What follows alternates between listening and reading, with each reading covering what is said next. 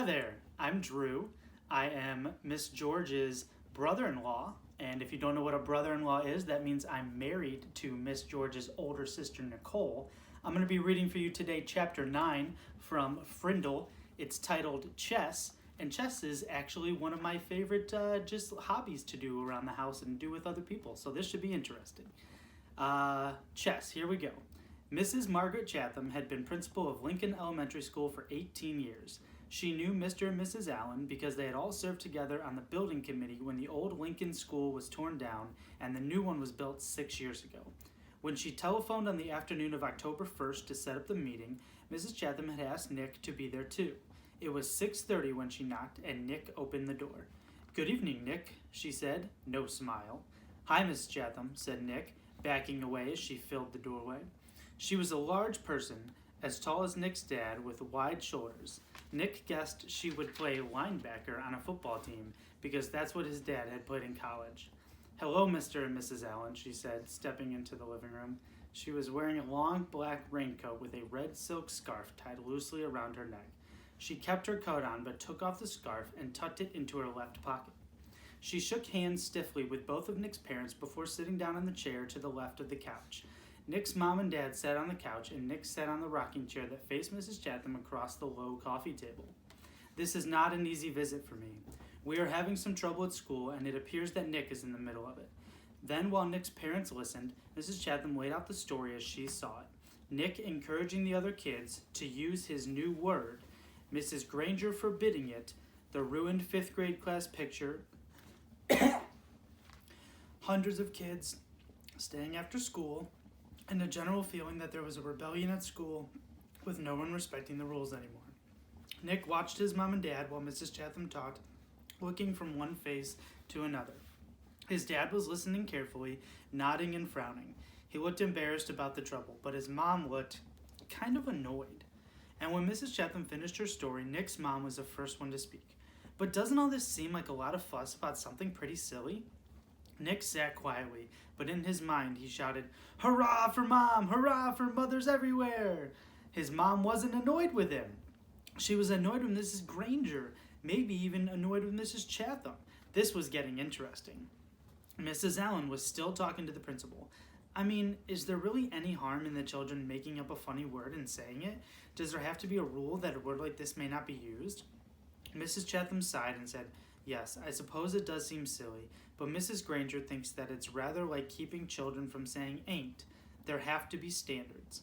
That's why we have dictionaries. And really, the problem isn't so much the word itself, it's the lack of respect for authority."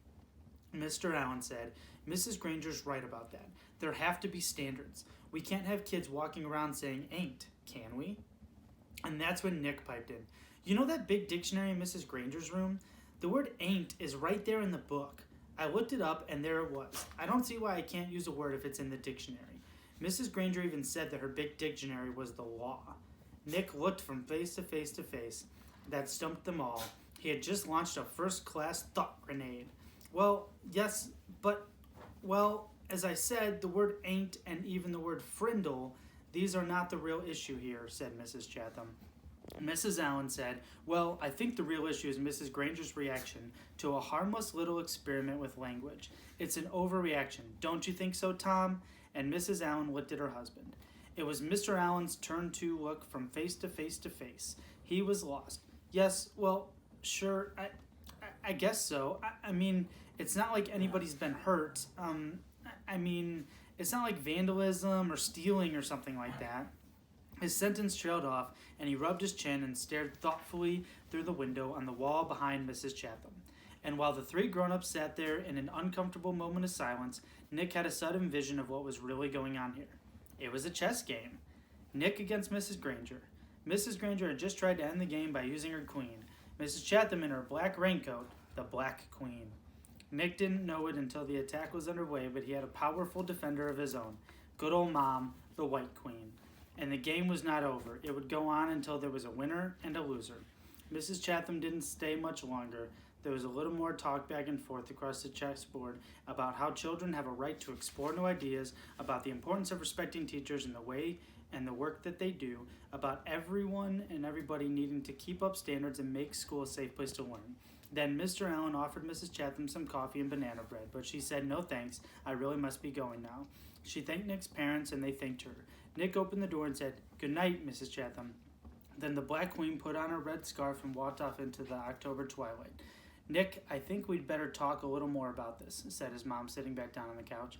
"If I find out that you have been disrespectful to Mrs. Granger or any other teacher at school, then you really will be in big trouble." "I haven't been disrespectful, honest. I did get everybody started using my word, but like you said, it's not hurting anybody. And I'm sorry if me and Dave and Pete got everybody to ask Mrs. Granger to borrow a Frindle. That was mean, I guess, but she started it by making kids stay after school and write 100 sentences just for saying my word once.